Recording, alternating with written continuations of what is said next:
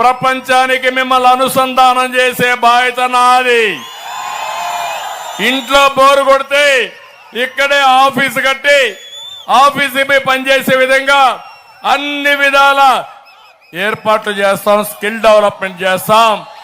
ఇంకా బాగా చేస్తే బెంగళూరు పోవచ్చు, ఇంకా బాగా చేస్తే అమెరికాకి వెళ్ళొచ్చు. ప్రపంచమే హద్దుగా యువతను ప్రోత్సహించే బాధ్యత మాదని మీ అందరికీ హామీ ఇస్తున్నా.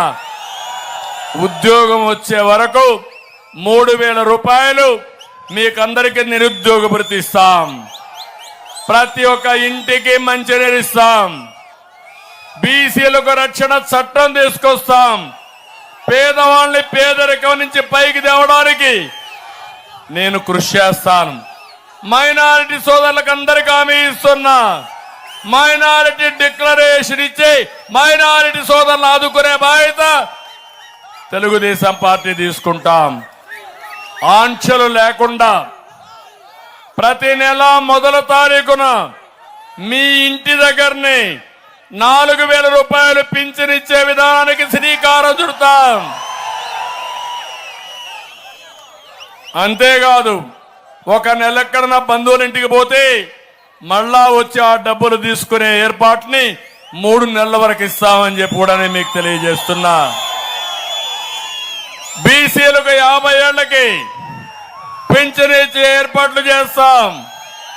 తెలుగుదేశం వస్తానే విద్యుత్ బాధుడు ఉండదు. అన్ని విషయాల్లో బాధుడు తగ్గిస్తాం. అన్నా క్యాంటీన్ పెడతాం. పేదవాళ్ళ కడుపు నిండా అన్నం పెడతాం. నాణ్యత లేని మద్యాన్ని అరికడతాం. మద్యం రేట్లు కూడా నియంత్రణ చేస్తాం. రైతుకు రద్దయిన అన్ని సబ్సిడీ పథకాలు తీసుకొస్తాం. అదే మాదిరిగా ఇంకొక పక్కన ఎస్సీ ఎస్టీ మైనారిటీ కార్పొరేషన్లకు నిధులు ఇస్తాం. దళిత గిరిజన బీసీ మైనారిటీ పథకాల్ని మళ్లీ పునరుద్ధరిస్తాం. ప్రభుత్వ ఉద్యోగులకు అండగా ఉంటాం. వేధింపులుండవు. మెరిట్ ప్రకారం పనిచేసే విధానానికి శ్రీకారం చుడతాం. ఇక్కడే మాలామాది ఉన్నారు. ఇద్దరికి న్యాయం చేసే బాధ్యత నాది. ఏదైతే ఆ రోజు కేటగిరీషన్ వల్ల వాళ్ళు ఉపయోగపడింది మళ్ళీ ఎన్డీఏ కూడా తీసుకొస్తాను హామీ ఇచ్చారు. మేము మీకు అండగా ఉంటామని చెప్పి ఏబిసిడి కేటగిరైజేషన్ తీసుకొచ్చి జిల్లా వారిగా ఇవ్వడానికి ముందుకు పోతాం. మీరు కూడా ముందుకు వచ్చి ఎన్డీఏ అభ్యర్థులు గెలిపించడానికి మాదిగ దండోరా ముందుకొచ్చారు. మీకు కూడా మనస్ఫూర్తిగా అభినందనలు. ఇంకొక పక్క నేను ఒకే ఒక విషయం మీకు చెప్తున్నా. ఇక్కడికి వచ్చినప్పుడు తమ్ముళ్ళు, ఇవన్నీ ఒక ఎత్తు అయితే ఇక్కడ ఒక దుర్మార్గమైన పాలన ఉంది. అది పాపాల పెద్దిరెడ్డి.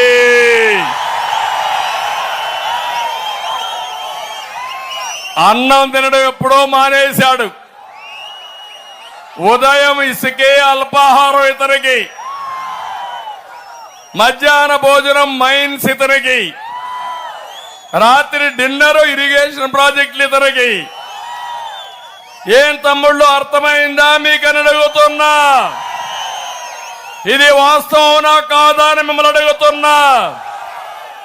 ఈ పార్లమెంట్ లో మీరు చూస్తే కొడుకు ఎంపీ, ఆయన మంత్రి, పుంగనూరు ఎమ్మెల్యే, వీళ్ళ అబ్బ సొమ్మైనట్టు తంబళ్లపల్లిలో కూడా వీళ్ళే ఎమ్మెల్యే.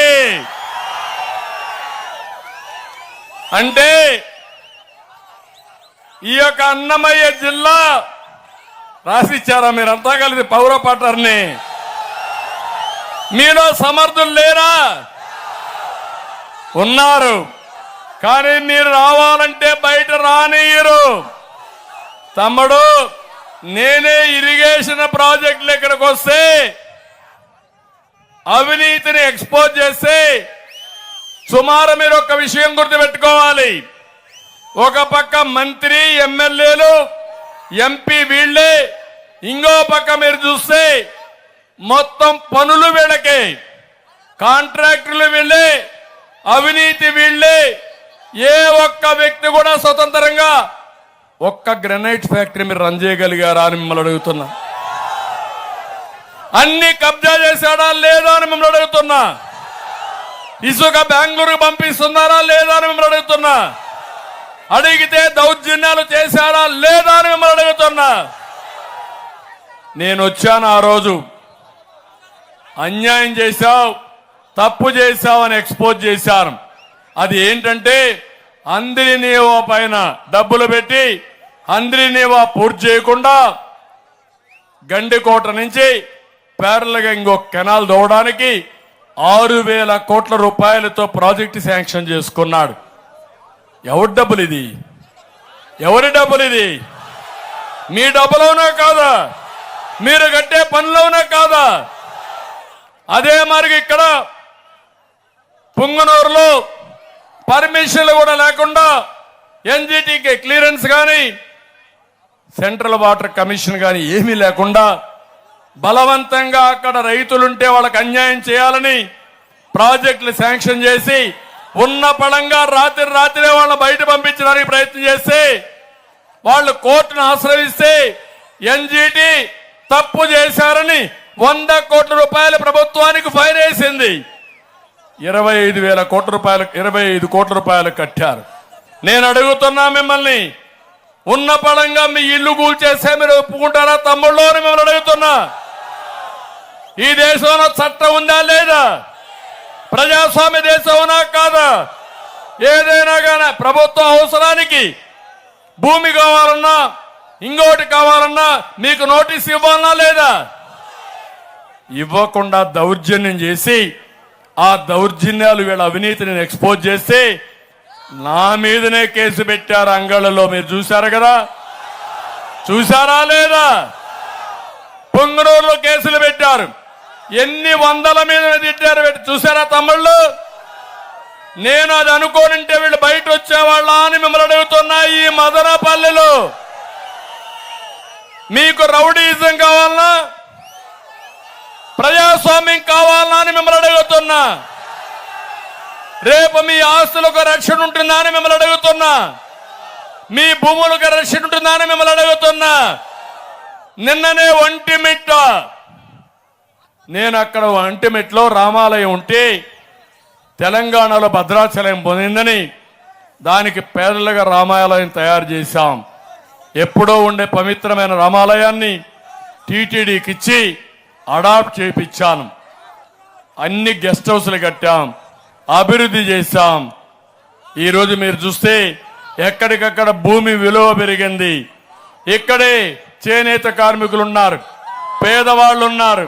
మిమ్మల్ని అడుగుతున్నా, ఎవరైతే అక్కడ సుబ్బారావు అనే వ్యక్తి చేనేత కార్మికుడు 3 ఎకరాలు ఉంటే, ఇదే జిల్లాలో 3 ఎకరాలు ఉంటే అప్పులు అయిపోయి అప్పులు కట్టి ఆ ఆస్తి అమ్ముకోవాలనుకున్నాడు.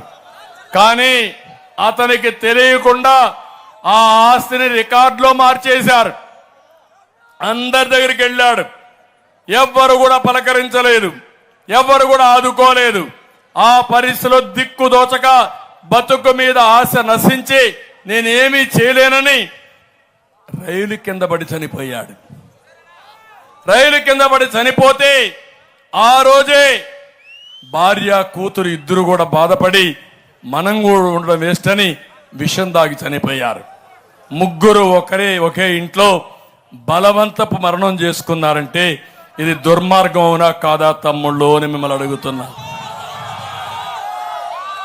అంటే మీరు ఒక విషయం గుర్తుపెట్టుకోండి, అబ్దుల్ సలీం నంద్యాల్లో భార్య భర్త ఇద్దరు పిల్లలు వేధిస్తే వేధింపులు తట్టుకోలేక ఏం చేయాలని అర్థం కాకుండా అనేక మందికి ఫిర్యాదులు చేస్తే కడాన వాళ్ళు వేధించి భరించలేక భర్త ఆలోచించాడు, నేను చనిపోతాను, మా భార్య వీళ్ళుంటారని. కానీ మళ్ళా ఆలోచిస్తాడు, ఈ దుర్మార్గులు అన్నారు నువ్వు సస్తే నీ భార్యని కూడా వేధిస్తావని. అది గుర్తొచ్చి భార్య భర్త చనిపోవాలనుకున్నారు. ఇద్దరు చనిపోతే ఈ పిల్లల్ని ఎవరు చూసుకుంటారు, అనాథలైపోతాను ఆలోచించి మనస్థిమితం చేసుకుని జీవితం మీద ఆశ లేకుండా నలుగురు పోయి రైల్వే ట్రాక్ కి పిల్లల్ని కట్టేసి బలవంతంగా ఇద్దరు చనిపోయారంటే ఇది నాగరిక ప్రపంచమా తమ్ముళ్ళు అని మిమ్మల్ని అడుగుతున్నా. బాధ అనిపించదా మీకు? ఇలాంటి జరిగినప్పుడు ఏ మనిషికైనా బాధ అనిపించదా అని అడుగుతున్నా నేను. నిన్ననే ఈస్ట్ గోదావరి జిల్లాలో ఒక శివాలయంలో పనిచేసే వ్యక్తి, ఒక వైసీపీ నాయకుడు ఇష్టానుసారంగా బూతులు తిట్టు కొడతాడు. దేనికి కొట్టాడు? ఆయన చెప్పినట్టు పూజ చేయలేదని. దేవుని దగ్గరికి పోయినప్పుడు భక్తి దేవుడి పైన ఉండాలి కానీ పూజారుల పైన పెత్తనం చేశారు.